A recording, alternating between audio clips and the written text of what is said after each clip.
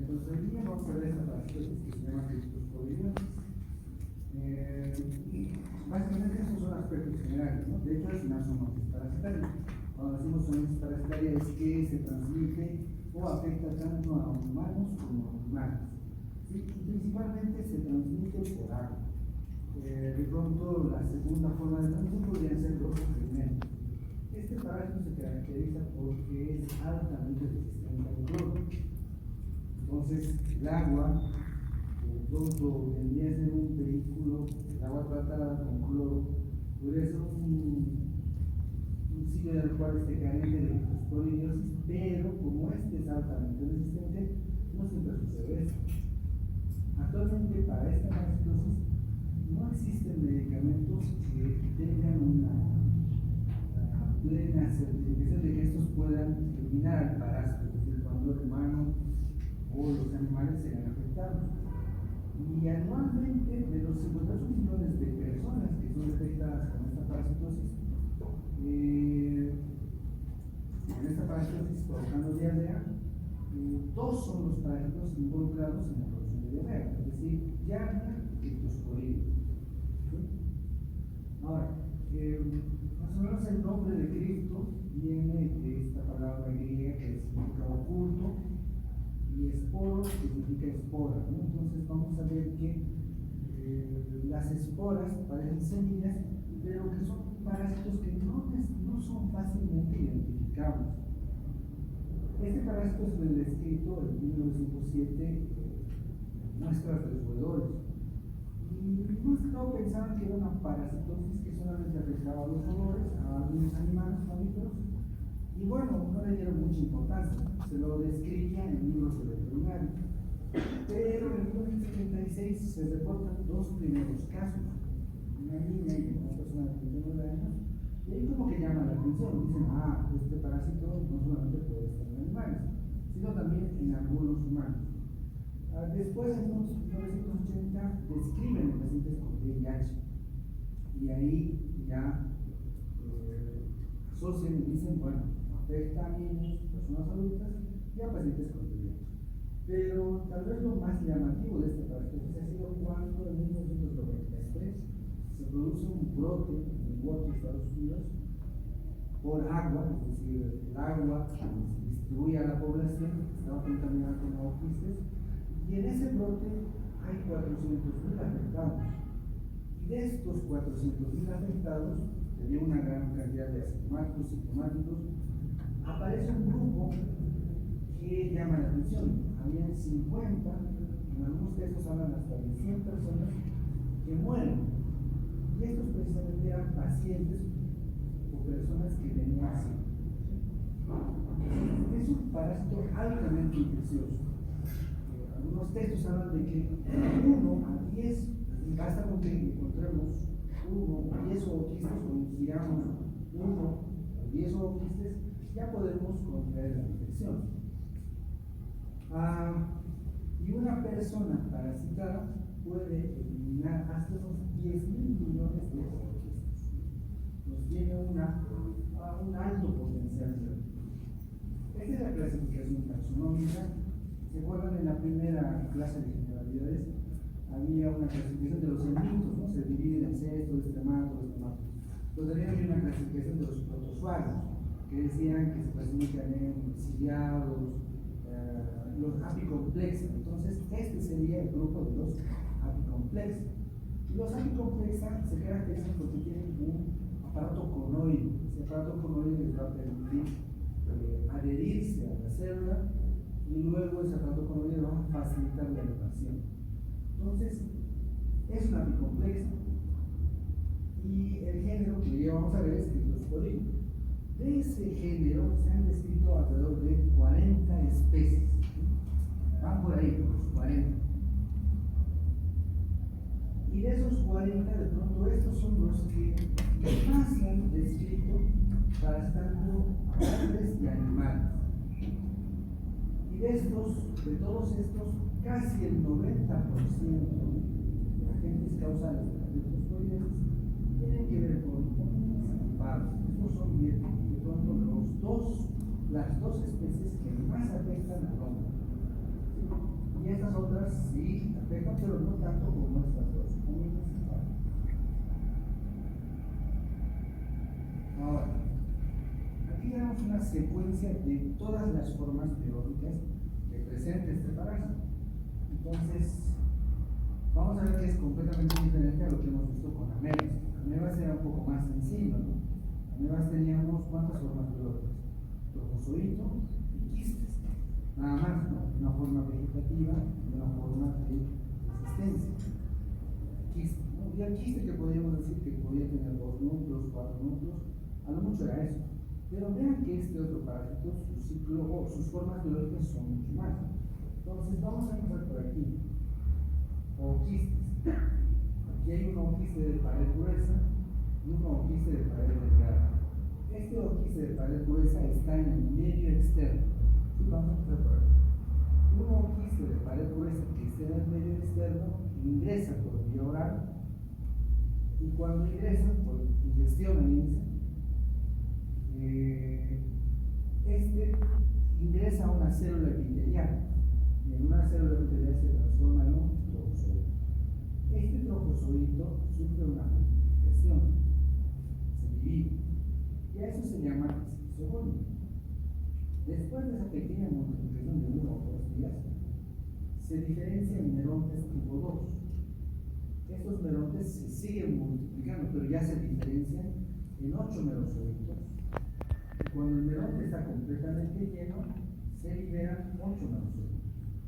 Estos merozoitos que han salido de la célula epitelial ahora pueden volver a invadir a otra nueva célula epitelial y esta parte volverá a repetirse. Esta neumonía tipo 1. Pero también hay otros que de pronto ingresan a otras células epiteliales, se multiplican, se diferencian algunos merozoitos, pero de estos que salen de un meronte tipo 2, algunos merozoitos se van a transformar en microgamento y en macrogamento. El microgametocito y el macrogametocito. Estos a su vez se van a diferenciar en microgamento y macrogamento. Estos dos, micro y macrogamento, se fecundan. Y el producto de la fecundación se forma un cigoto. El cigoto, por un proceso de esporulación, madura y se divide o se diferencia en 2 tipos de cigoto. Uno que se llama ooquiste de pared delgada y uno que se llama ooquiste de pared gruesa. El ooquiste de pared gruesa sale con las heces fecales. En cambio, el ooquiste de pared delgada se puede quedar o se queda en el intestino delgado y ahí puede producir una autoinfección. Entonces vean que hay 2 formas de infectar, ooquiste de pared gruesa y ooquiste de pared delgada. Este que no sale está en relación con la autoinfección. En resumen, el ciclo general se puede clasificar, se puede dividir en una fase sexual y en una fase asexual. La fase sexual correspondería a la gametogonio o gamogonio, ¿no? Se puede decir de las dos maneras. Entonces esto correspondería acá. Esta parte sería la gametogonio o gamogonio.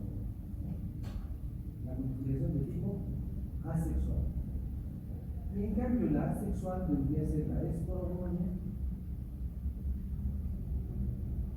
que vendría a ser esto. Cuando está acá, cuando está en el cigoto, se está produciendo aquí la multiplicación, esta parte del cigoto hasta que se liberan los esporocitos. Y esta otra parte que sería la esquizogonia o la gamogonia. Esta parte, como esta parte, son procesos de multiplicación asexual. Otra forma de explicar lo mismo, entonces gamogonia, a ver dónde está nuestro ooquiste maduro. Aquí está nuestro ooquiste inmaduro con la esporoquiste, la esporogonia. Entonces aquí han salido ooquistes inmaduros, pero estos rápidamente se vuelven maduros. Y acá sucede la esporulación, ¿no? Dentro del ooquiste se van a formar esporozoitos. 2 esporoquistes y cada esporoquiste va a tener dentro esporozoitos. Aquí están los esporozoitos. Que cuando entran al epitelio intestinal, y esos esporozoitos salen y invaden a la célula, lo que hemos dicho, se transforma en un trofozoito, en esquizonte, este se diferencia en merozoitos, y aquí están saliendo los merozoitos que de pronto vuelven a ser esta parte de la meromonte tipo 1. Y algunos otros que hacen la diferenciación de los merontes tipo 2, macroglutamaminocitos, se fecundan, fecundación, y otra vez sale el cigoto de otros. Este es el cuerpo conoide, ¿sí? Esto es lo que caracteriza a los apicomplexos. Entonces, este vendría a ser un esporozoito. El esporozoito se ha adherido. Y vean cómo acá tiene una serie de róptrias, micronemas, una serie de compuestos que forman parte del aparato conoide que permiten adherirse a la célula epitelial y luego ser introducidos, ¿sí? Ser envueltos por esta membrana citoplasmática.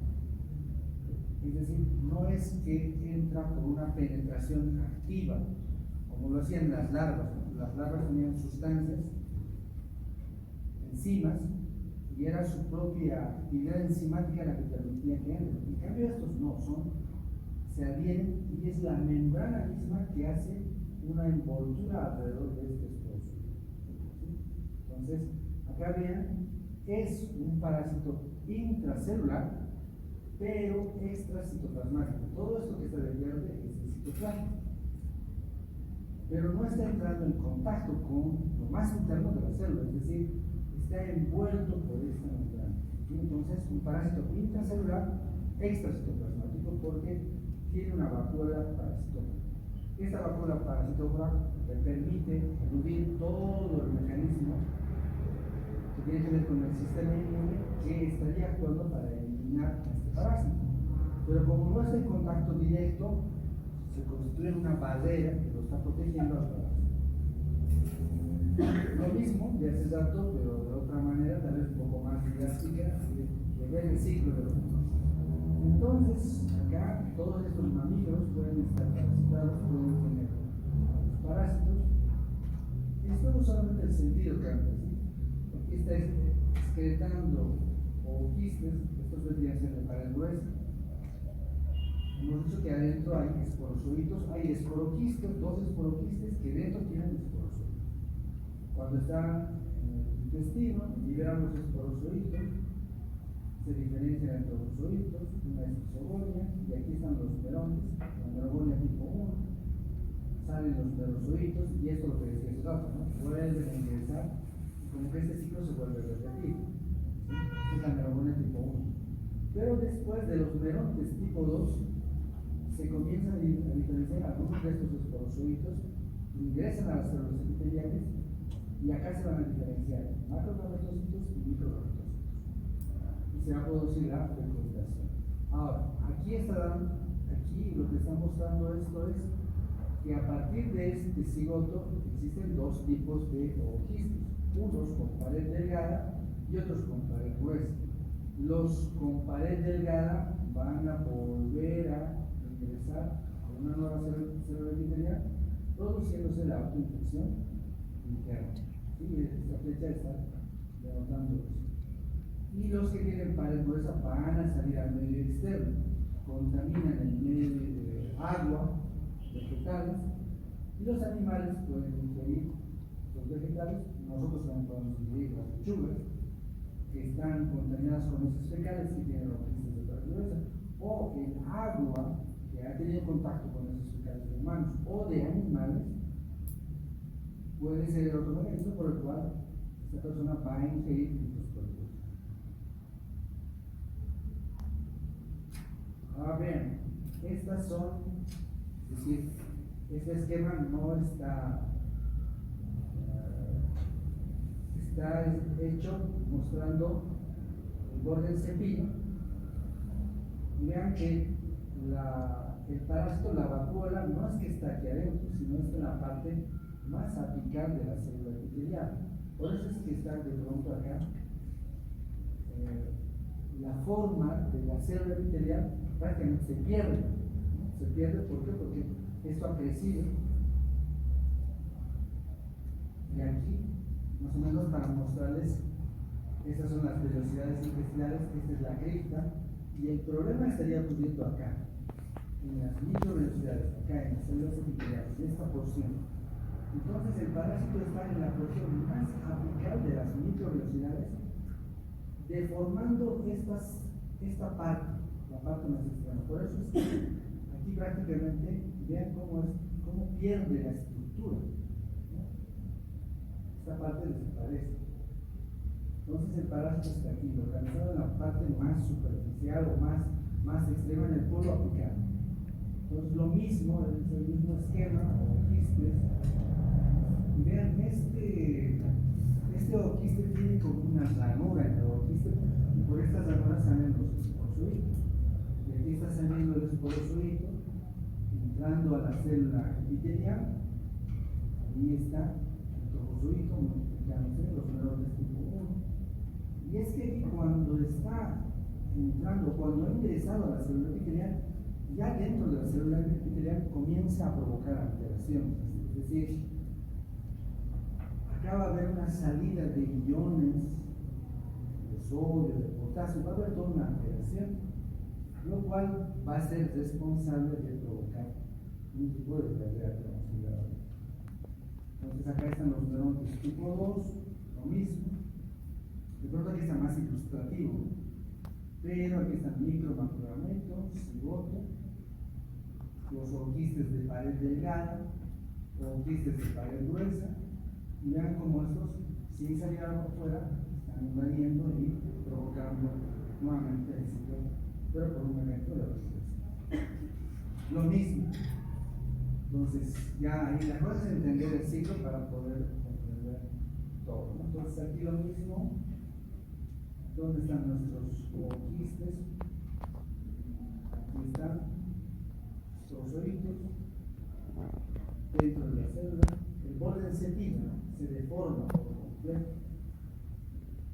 Tipo 2, lo mismo, no lo voy a repetir. Acá otra forma, pero ya está mostrando dos cosas interesantes. Todo esto va a ocurrir en el intestino delgado, en el tercio final del duodeno, ilion. Algunas veces llega hasta ello, dependiendo de la extensión del parásito. ¿Sí? Neurones tipo 1, neurozoitos tipo 2, inflamatorios. Ahora, de estos oquistes de pared delgada, 20% llegan a ser de pared delgada y un 80% de pared gruesa. Es decir, el 80%, la mayor cantidad, va a salir con las heces fecales hacia afuera. Y un 20% se va a quedar ahí dentro produciendo la otra infección. El tipo de ciclo es un ciclo monoxeno, no es un ciclo heteroxeno. Sí tiene varios hospedadores, ¿no? Es decir, existe un montón de hospedadores.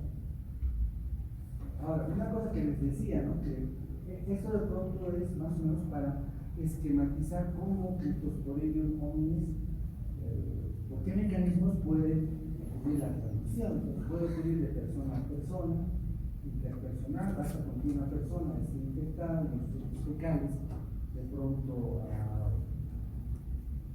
no se lave bien las manos, contamina la manzana, el agua, o hay relaciones sexuales o anales, por ejemplo, y puede haber la transmisión de cryptosporidiosis. Para que exista esto, entonces, ¿cuál es la condición? Que la forma biológica que está saliendo sea inmediatamente infectante. Y eso puede ser, el oquiste de pared gruesa sale ya con esa capacidad de poder ser infectante. Entonces puede haber interpersonales, sexual, familiar, enfermeras, ¿sí? Aquí las heces fecales contaminan el agua, sitios de almacenamiento del agua,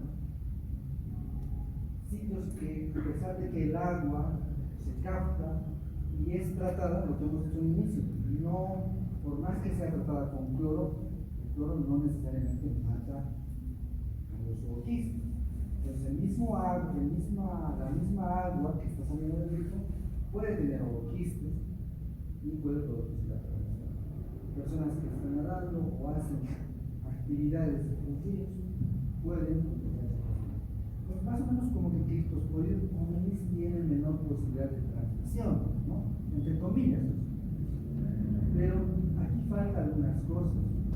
Esto es de hace años, este esquema debe ser del 2000, o no, tal vez más antes del 2000, de 1900. Lo que aquí faltaría es que se ha descubierto, en algunos textos decían que Cryptosporidium hominis tiene alta especificidad de especie, que solamente se transmite en humanos, es decir, que es una parasitosis antropomórfica. Pero trabajos que se han hecho y con el desarrollo de la biología molecular han visto que no es así. Esto lo que está tratando de mostrar es que Cryptosporidium hominis ha sido descrito en todos estos animales. Entonces, es una zoonosis. El Cryptosporidium, todos los agentes biológicos son considerados como una zoonosis. No es como en Ancylostomidus. En Ancylostomidus podíamos diferenciar, ¿no?, hacer la diferenciación y decir Ceylanicum es una zoonosis, Ancylostoma dunar es una antroponosis, ¿no? Porque están solamente parasitando a humanos. En cambio, en esta no. Hominis es también considerada como una zoonosis. Entonces, estos son todos los animales que pueden ser parasitados, tanto humanos como animales. Ahora, hay menor cantidad de animales que son parasitados en diferencia de Cryptosporidium. Ahora, de hominis también hay varios genotipos, IK, IB,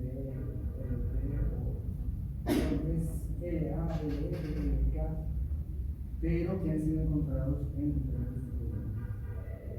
Ahora, cuando vemos Cryptosporidium parvum, es decir, aumenta todo esto, ¿no? Desde animales domésticos, animales salvajes y animales que están involucrados en la agricultura, ¿no?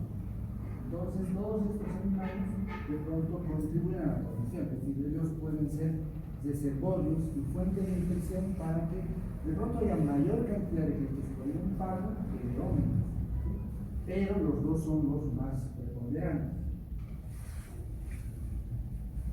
Entonces, los mecanismos de transmisión podemos ir resumiéndolos en esto, ¿no? Contacto directo de persona con una persona infectada, ya hemos visto esas posibilidades.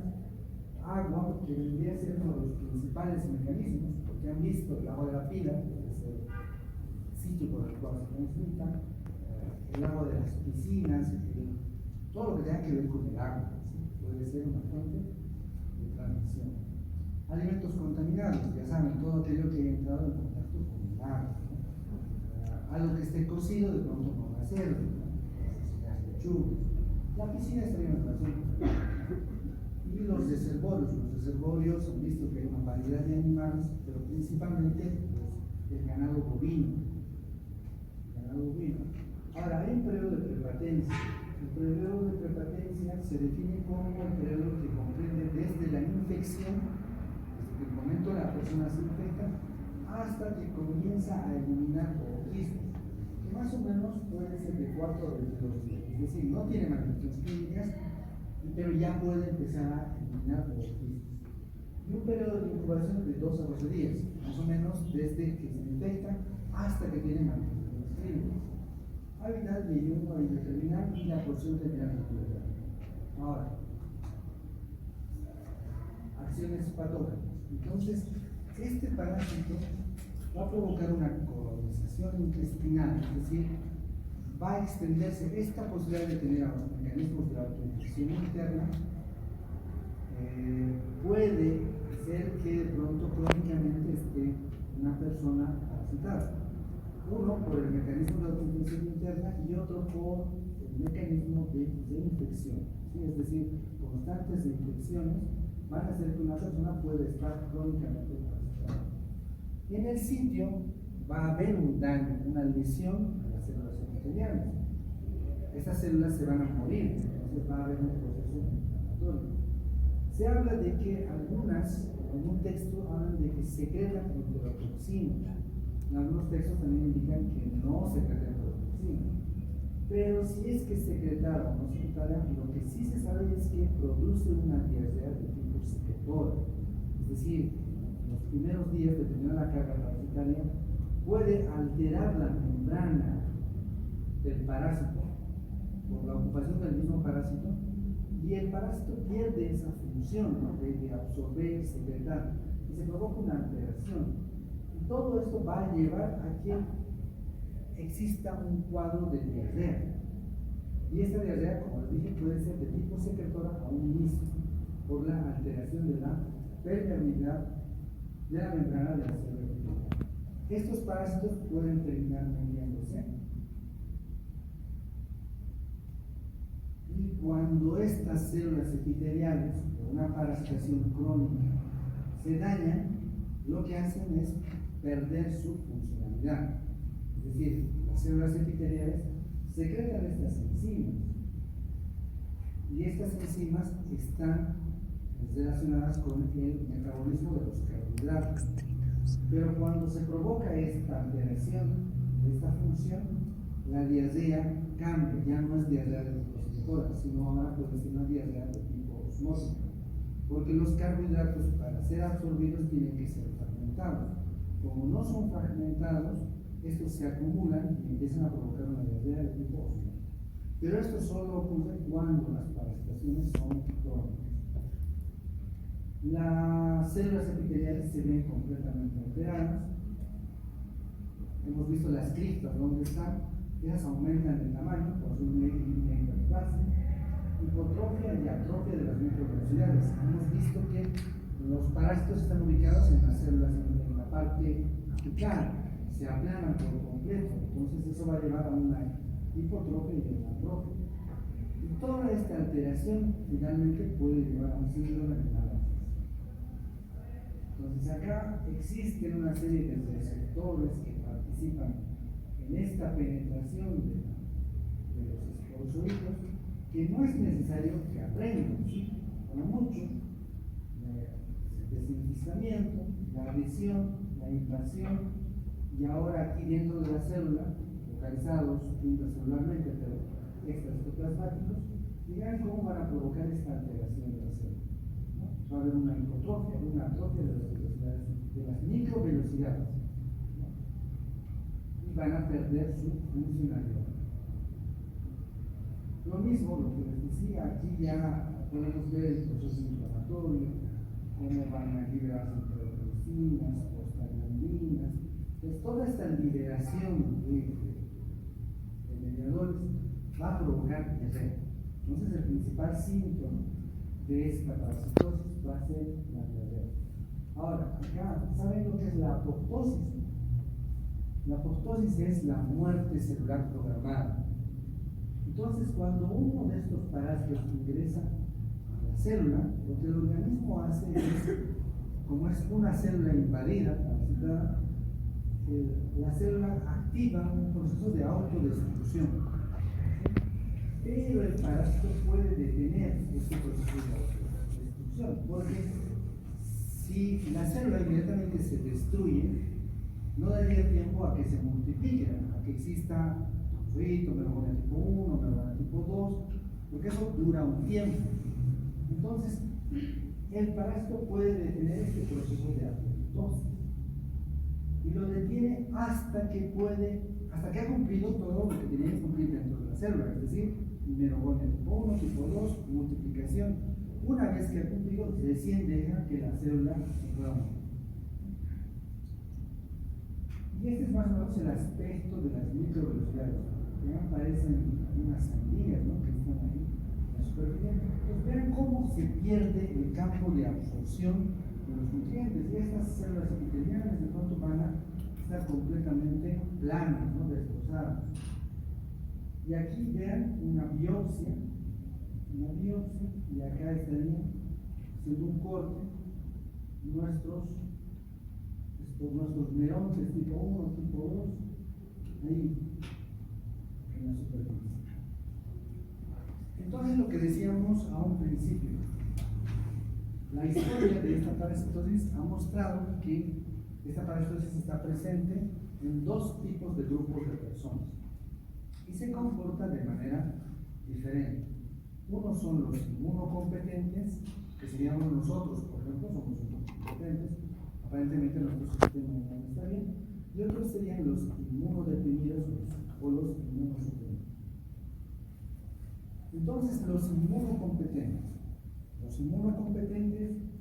En los inmunocompetentes puede haber gente que tiene, al parásito está en condición de infectado y está en condición de asintomático, es decir, no tiene ni diarrea, no tiene nada, ¿no? O no tiene una pequeña molestia, pero también hay ese grupo de personas, los asintomáticos. Después están los inmunocompetentes que tienen manifestaciones clínicas. Ahora, en amebas hemos dicho que la característica de la amebiosis es la disentería. ¿Sí? En cambio, en esta parasitosis la característica es la diarrea.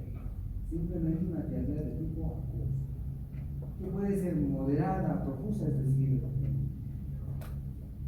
el número de evacuaciones, de 3 a 10 evacuaciones, que puede ser incluso catarral. ¿Catarral qué significa? Que puede contener moco. Entonces, todo cuadro de diarrea siempre te lleva a una deshidratación. Bueno, dependiendo del número de deposiciones que tengan, ¿no? No es lo mismo que hoy día, en la mañana, es una deposición diarreica, y en el resto de los días, o en el resto del día no tengas nada. O que tengas, qué sé yo, en la mañana uno, al mediodía otro, en la tarde otro, en la noche otro. Y peor si es un niño, ¿no? Si es un niño menor de un año, menor de 2 años. Todo eso le puede llevar a un cuadro de deshidratación. La diarrea se acompaña de dolor abdominal, náuseas, vómitos, flatulencia, puede haber fiebre, pero puede haber anorexia, dolor de cabeza. Ahora, esto es lo más llamativo. En pacientes inmunocompetentes, todo este cuadro que acabamos de describir se puede autolimitar, es decir, el sistema inmune comienza a reconocer al parásito y simplemente lo termina de eliminar. Por eso está ahí que esto puede durar 2 semanas y se autolimita. El mismo organismo controla y logra eliminar al parásito. Eliminación de cooquistes, ¿no? Pero durante ese lapso de tiempo, esa persona inmunocompetente va a estar eliminando cooquistes. Ahora, puede haber síntomas pulmonares, como tos y expectoración. Y esto es cuando estos zooquistes pueden estar flotando, de pronto han ardido o ha sacudido una sábana, que los restos de esas, y pueden entrar a los pulmones. Y puede haber tos y expectoración. ¿Sí? Pero esto es mucho más grave cuando el paciente es inmunodefendido. Factores que influyen en esta enfermedad: la edad. No es lo mismo que un niño, ya les dije, de 2 años, 3 años, se infecte y tenga todo este problema, o un anciano, de pronto, aunque es inmunocompetente, pero le puede afectar mucho más. Y también sus hábitos higiénicos, competencia inmunológica. Los niños menores de 1 año, 2 años son más susceptibles, de pronto su sistema inmune no está completamente desarrollado, lo que hace que puedan ser un poco más susceptibles a controlar, pero pueden terminar controlando la enfermedad.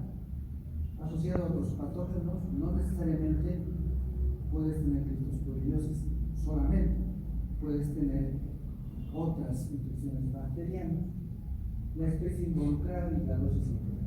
No es lo mismo que un niño que constantemente está jugando en la tierra, está consumiendo una gran cantidad de zooquistes, de pronto ese va a tener un cuadro más agudo, más intenso, porque tiene una carga, ha ingerido una carga alta de zooquistes. Especie involucrada, se describe en algunos textos que Hominis es mucho más agresiva que Parvo.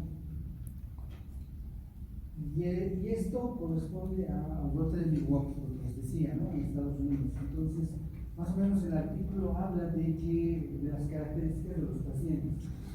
Entonces, la aparición del periodo de incubación fue de 7 a 10 días, cuando hubo esto de Milwaukee, en inmunocompetente.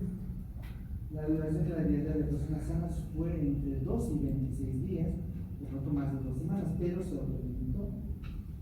La media fue de 9 días.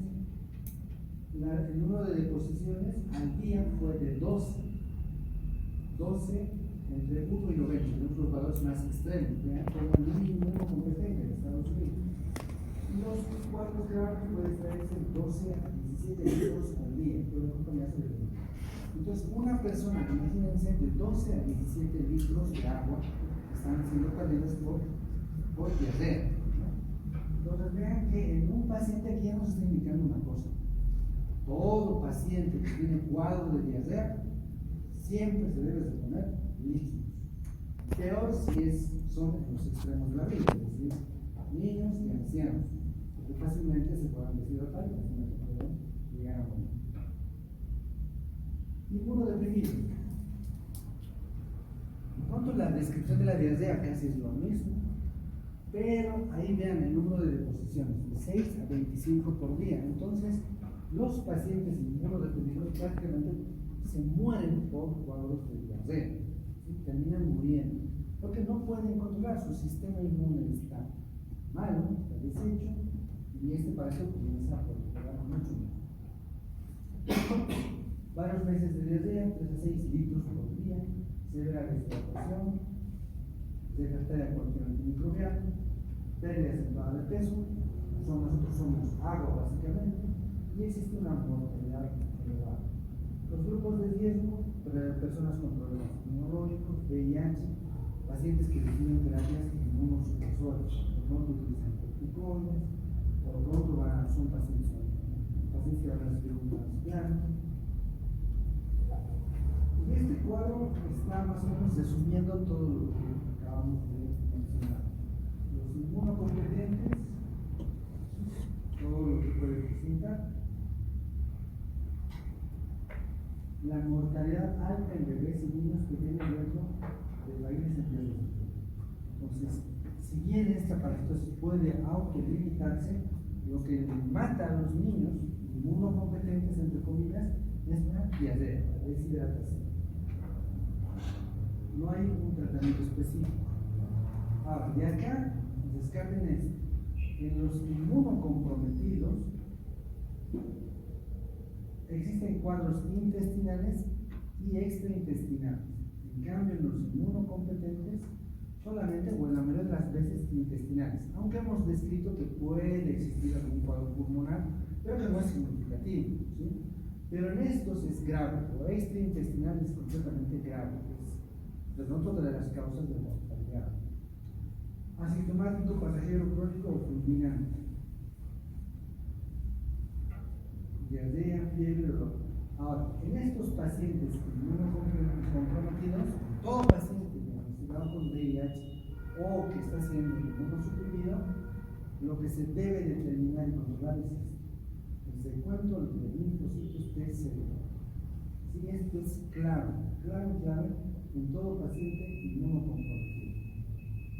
Vean aquí que la concentración de linfocitos TCD4, cuando es menor a 200 células o mayor a 200 células, la resolución puede ser espontánea, es decir, es un paciente con VIH, pero sus linfocitos TCD4 son mayores a 200, porque está con VIH, pero su sistema inmune todavía funciona. Entonces puede controlarlo, puede eliminar. Pero cuando es menor a 100 células, cuando es menor a 100 linfocitos TCD4, ya la cristosporidiosis puede ser crónica, es decir, está por tiempos prolongados, puede estar un mes, 2 meses, a veces tiene diarrea, a veces le duele el estómago, también desaparece, pero después otra vez vuelve a aparecer, y puede tener cuadros extraintestinales, y ya el sistema inmune está mal. Pero cuando es menor a 50 células, de hecho es que va a tener un cuadro fulminante, es decir, la diarrea va a ser incontrolable y los cuadros extraintestinales van a ser mucho más presentes. Entonces, con este recuento, nosotros podemos predecir y decir qué es lo que va a pasar con este paciente. Si aún está en condiciones de controlar o va a ser cuadros crónicos, finalmente está a punto de ser fulminado. Los brotes, la aparición de brotes generalmente está asociado a consumo de agua, por ejemplo, piscinas, parques acuáticos. Esto estaba asociado a estas posibilidades. Alimentos como leche no pasteurizada, jugo de manzana no pasteurizado. La leche, de pronto, lo que hacen es sacarle la azúcar, ¿no? pero de pronto esa persona no se ha lavado las manos adecuadamente, ha ido al baño, contamina la ubre, la leche con quistes, y uno recibe la leche, no la ha servido y puede conectarse con quistes. O simplemente la vaca se sienta y entra en contacto con la tierra y las ubres no han sido limpiadas al momento de ordeñar. Otro, las manzanas, es decir, manzanas de pronto que no han sufrido los procesos de limpieza adecuados, no han sido lavadas adecuadamente, no han sido pasteurizadas y han visto que algún jugo de manzana podría tener quistes. Las manifestaciones extraintestinales, esto es inmunosuprimibles, ¿sí? Esto es básicamente inmunosuprimible. Entonces puede estar en pulmones, es decir, un paciente con VIH, con SIDA, ha inhalado quistes y bueno, se ha producido un cuadro pulmonar. Los otros extraintestinales son vías biliares, ¿sí? Puede provocar una colecistitis aguda ganglionosa y páncreas, es decir, del intestino poder colonizar vías biliares y páncreas y ahí provocar estos cuadros más fulminantes que terminan provocando la muerte de los niños. Ya nos vamos al diagnóstico. Lamentablemente ven ahí como todos esos son ooquistes de diferentes especies. No hay cómo diferenciarlos o distinguirlos, no es como ver el huevo de Ascari, el huevo de Ignolet, no se puede distinguir, ¿sí? Entonces, esa es una de las dificultades que hay en el diagnóstico. Ahí es el ooquiste, la membrana de donde emerge el esporozoito, están saliendo esporozolitos, y nosotros lo que tenemos que hacer ahora es ver cómo diagnosticamos esta enfermedad. Entonces se puede utilizar los coproparasitológicos. ¿Se acuerdan que cuando se habla de los coproparasitológicos habían las técnicas de concentración, por flotación y por sedimentación? Se pueden utilizar esos dos procedimientos, ¿sí? Ahí está la de Schachter, que sería por flotación, que te permite, es mucho más sensible para esta parasitología. Pero existe un problema.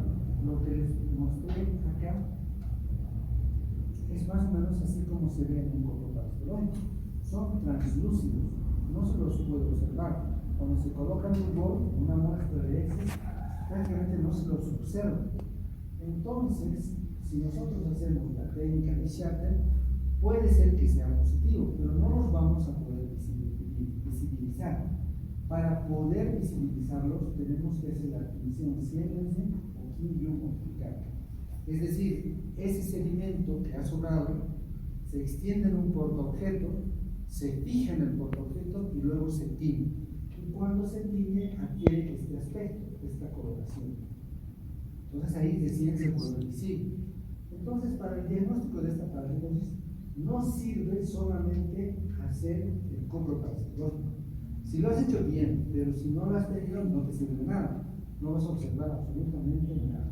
Entonces, sí o sí tienen que tenerse estos ooquistes son ácido alcohol resistentes y por eso es que estos colorantes se pueden fijar en la membrana del tabaco. Ahora, están teñidos. ¿Se puede hacer el diagnóstico de especie? Tampoco. No hay ninguna característica que te permita decir, este es pardo, este es omnis. Entonces, cuando se ve ese tipo de muestras, solamente se pone que el Cryptosporidium es IP. ¿Para qué nos serviría llegar al diagnóstico de especie? Para nada, porque el tratamiento va a ser el mismo. Es decir, es como los ancilostómidos. Los ancilostómidos, cuando se ve un huevo de ancilostoma, simplemente se pone SP, ¿no? Y no necesitas averiguar si es canino, si es ancilostoma duodenal o si es mercator americano, porque el tratamiento va a ser el mismo, ¿no?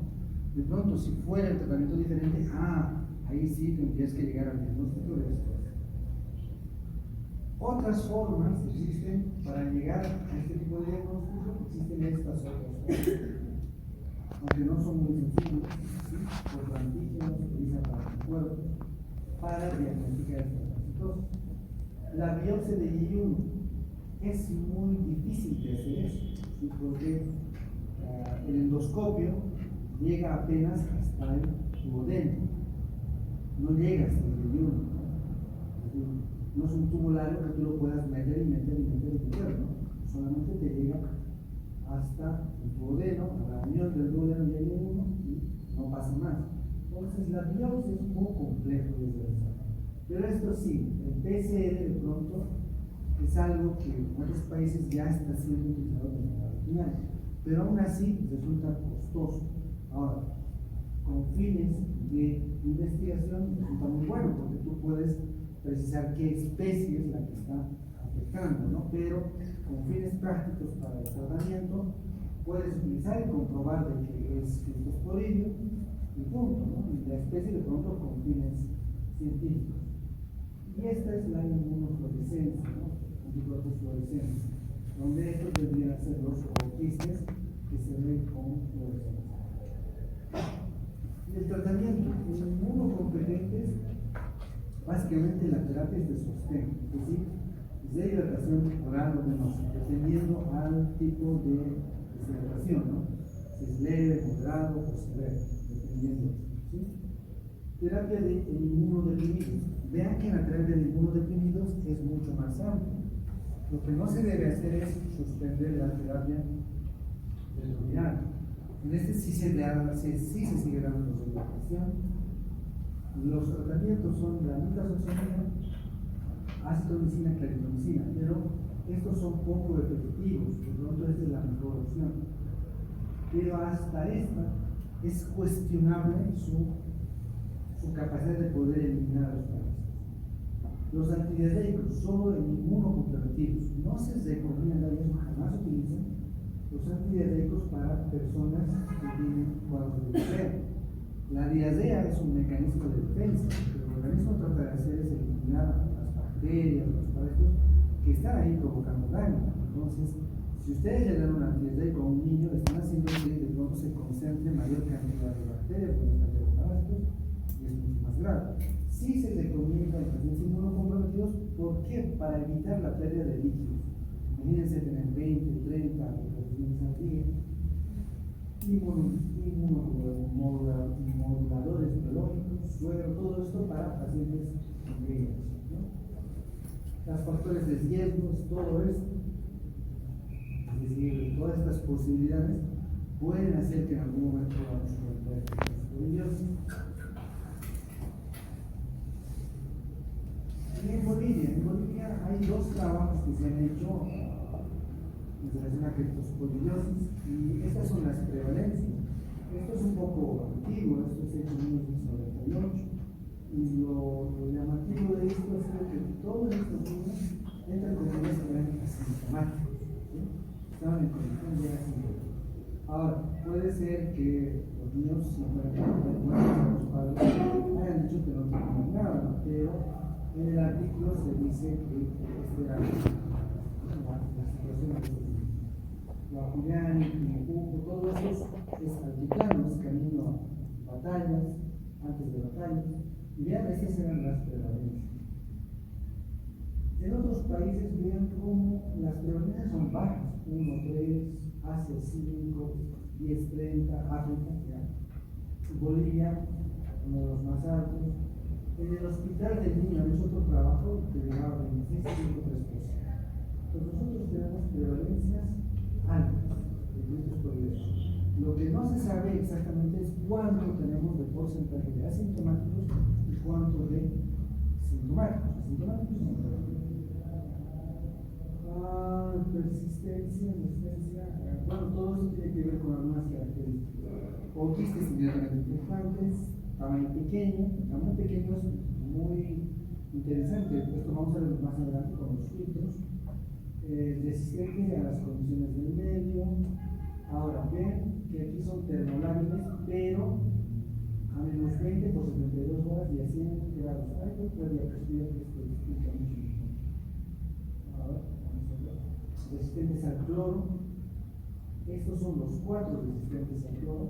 Y vean, para eliminar a criptosporidium necesitamos 9.100 minutos para poder matar a un globo. Ahí estamos haciendo los tiempos. a esto, de hervir el agua. Se recomienda, dice, a 64.2 grados, mínimo 5 minutos. ¿Sí?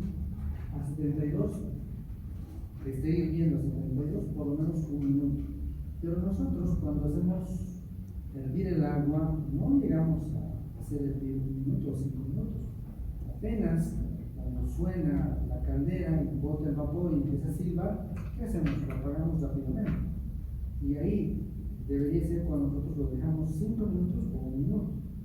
Por otra parte, peor si utilizamos calderas eléctricas, ¿no? La caldera eléctrica automáticamente está hirviendo ya y se corta. Entonces, es un poco complejo. A menos temperaturas, los refrigeradores, ¿a cuánto de temperatura están? Máximo llegan a 2 grados. ¿No? Ya comprarse un refrigerador de menos 4 grados es mucho más costoso. Entonces, los refrigeradores convencionales no llegan a menos 4, peor a menos 20, peor a menos 70. Todo esto se transmite por agua. Y aquí están las medidas de control, ¿no? Mejorar los sistemas de saneamiento, control de calidad del agua, ordenanzas municipales para que regulen el funcionamiento de la piscina. Es que en la piscina hay esos letreros, ¿no? Que dicen, antes de entrar a la piscina, primero tienes que dar un duchazo. ¿Por qué? Porque pueden haber restos de heces y eso tiene que eliminar la piscina. Si no hay eso, si no hay ese tipo de control, simplemente la piscina va a estar contaminada con heces fecales. Y uno, cuando va a nadar, siempre traga agua, ¿no? Entonces, me gusta ir a la práctica. Vosotros nunca me ha dado nada de esto, ¿no? Control veterinario, es decir, a los animales que son afectados presentan básicamente diarrea. Entonces, hay que mejorar la calidad del agua. No existe solo un método que te garantice. La única forma de garantizar que el agua pueda, entre comillas, estar casi libre de oquistes es cuando utilizas varios métodos. Es decir, en las plantas de procesamiento no solamente deberíamos utilizar filtros de arena, cloro, rayos ultravioleta, deberíamos utilizar varias posibilidades para poder eliminar los oquistes. Profilaxis, lavado de manos, después de aplicarse, jugar o cambiar el contacto con las manos, antes de comer, lavado de alimentos, cubrir alimentos selectores, las moscas pueden trasladar los oquistes, evitar el consumo de agua, ríos o arroyos. Esto, ¿no? Si tiene diarrea, no nada, no la grava de la piscina, no hay necesidad de agua.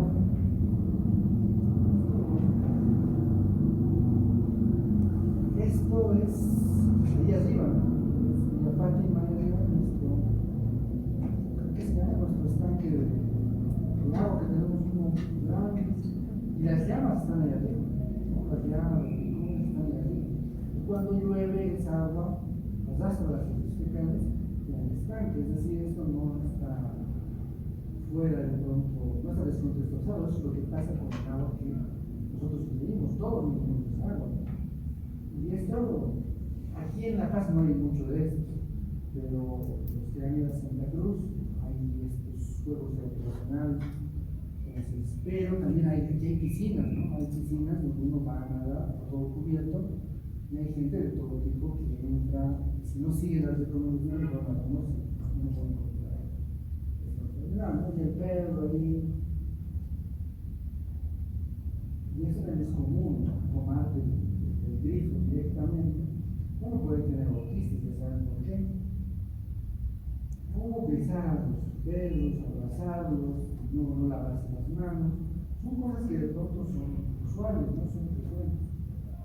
Y utilizar varios filtros. Para la filtración existe una variedad de filtros.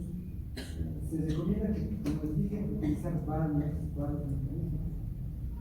En África, como es un sitio con mucha pobreza, la OPS estaba donando estos filtros para que los niños puedan tomar de los ríos directamente. Tenían varios tipos de filtros aquí. Y la pobreza es tan extrema que ellos tienen que tomar de los ríos. Existen alternativas. Las actividades actividades ocupacionales. De pronto esas son personas que están ahí, estanque de agua, están queriendo limpiar, ¿no? De pronto alcantarillado, y hay gente que se dedica a esto, ¿no?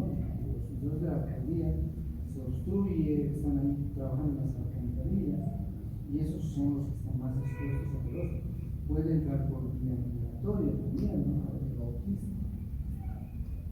Y las plantas no garantizan, ¿no? Que de pronto estén libres o exentos. Por ende, desinfectante de cloro. Aquí no tengo, había otra cloro, digamos, aquí está, 8, la concentración de 8. La concentración de 8 miligramos por litro, de pronto, mata al 100%, dice. Tiempo de contacto 1200, pero cuando colocamos esta concentración, vean cómo aquí las concentraciones son menores, 0,5, 0,2, 0,05, 6, agua ya no tiene. Es tóxica, pues no se puede matar. Entonces, ¿qué clase continuamos con?